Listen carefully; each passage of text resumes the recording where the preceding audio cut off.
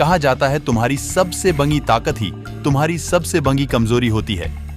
अगर इसका ताजा कोई उदाहरण है तो वह है इंग्लैंड की टीम और उनके कोच ब्रैंडन मैकुलम का टेस्ट मैच में बैज बॉल फार्मूला।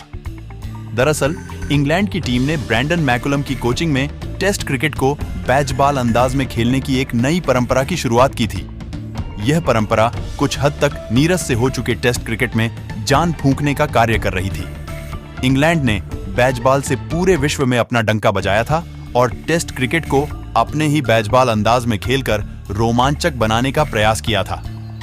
वे किसी भी परिस्थिति में टेस्ट मैच ड्रा न हो इसके लिए खेलते दिख रहे थे। विश्व की तमाम टीमें इंग्लैंड के इस नई तकनीक से भयभीत थीं।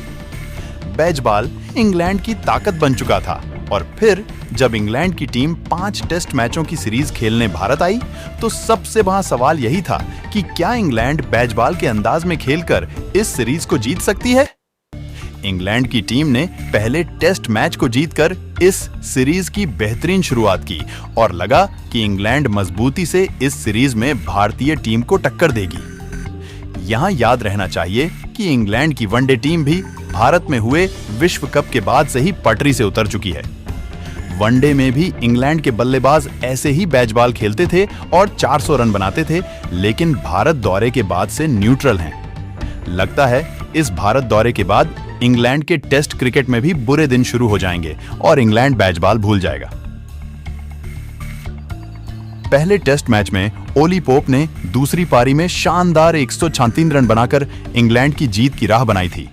पोप की यह पारी बैज बॉल अंदाज में बिल्कुल नहीं थी।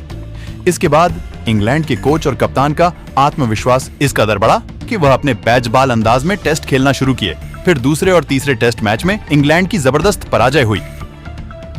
इंग्लैंड का बैज बॉल फार्मूला पूरी तरह फेल हो चुका है।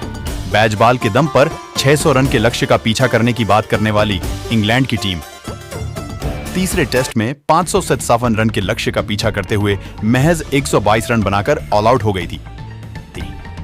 तीसरे टेस्ट मैच में 484 रनों की करारी हार झेलने के बाद भी इंग्लैंड के कप्तान और कोच अभी अपनी रणनीति पर कायम हैं। तीसरे टेस्ट मैच में तेज गति से रन बनाने के चक्कर में ही इंग्लैंड की हार हुई है। क्यों? जब पहली पारी में इंग्लैंड 35 ओवर में ही 207 रन बना चुका था और एक समय स्कोर 299.5 था, उसके बाद महज 20 रन के अंदर ही इंग्लैंड की पारी नहीं सिमट जाती। दूसरी पारी में इंग्लैंड ने रक्षात्मक शैली अपनाई और इससे भी बुरी स्थिति हुई और महज 122 रन ही बनाकर इंग्लैंड की टीम ऑल आउट हो गई थी।